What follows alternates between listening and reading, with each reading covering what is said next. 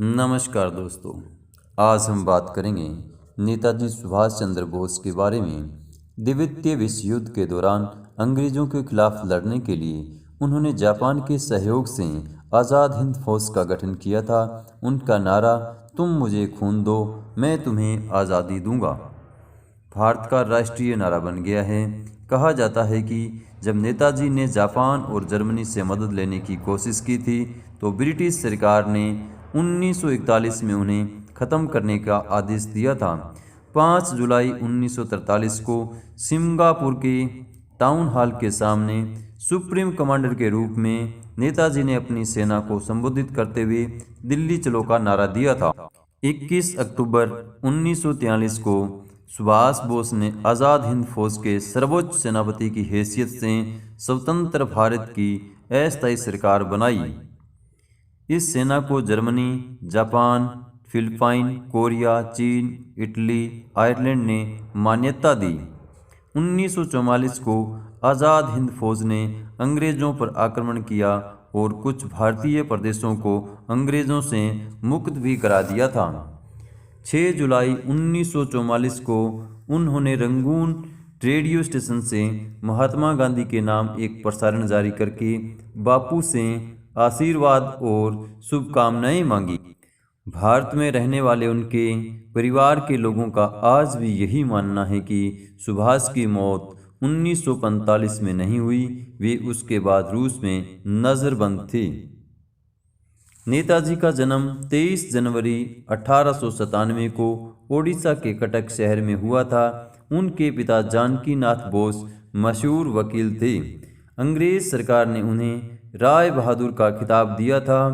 बोस के पिता उन्हें आईएएस बनाना चाहते थे, इसी कारण उन्होंने विदेश भी भेजा। 1920 में बोस ने आईएएस की वरीयता सूची में चौथा स्थान प्राप्त करते हुए परीक्षा पास कर ली, लेकिन उनके दिलो दिमाग पर तो स्वामी विवेकानंद और महर्षि अरविंद घोष के आदर्शों ने कब्जा कर रखा था। ऐसे में बोस ने अंग्रेज़ों की गुलामी स्वीकार नहीं की और आईसीएस की नौकरी से त्यागपत्र दे दिया। सुभाष जून 1921 में मानसिक एवं नैतिक विज्ञान में ट्राई पास की डिग्री के साथ स्वदेश लौटे। जवाहरलाल नेहरू के साथ कांग्रेस के अंतर्गत युवकों की इंडिपेंडेंस लीग शुरू की। 1928 में जब साइमन कमीशन भारत आया तब कांग्रेस ने उसे काले झंडे दिखाए। कोलकाता में सुभाष ने इस आंदोलन का नेतृत्व किया। जब सुभाष जेल में थे तब गांधी जी ने अंग्रेज सरकार से समझौता किया और सब कैदियों को रिहा करवा दिया, लेकिन अंग्रेज सरकार ने भगत सिंह जैसे क्रांतिकारी को रिहा करने से साफ इनकार कर दिया। भगत सिंह का ना बचा पाने का उन्हें दुख हुआ, जिसके चलते सुभाष कांग्रेस से बहुत नाराज हुए और सुभाष चाहते थे कि गांधी जी अंग्रेज़ों से किया समझौता तोड़ दे, लेकिन गांधी जी अपने वचन तोड़ने को राजी नहीं हुए, जिसके कारण गांधी व सुभाष के रिश्तों में खटास आई। बोस को 11 बार जेल हुई। अंग्रेज़ों ने बोस को अनिश्चित काल के लिए म्यांमार के मांडले जेल भेजा। इस दौरान बोस को तपेदिक हो गया, जिसके कारण उन्हें इलाज के लिए डलहौजी भेजा गया।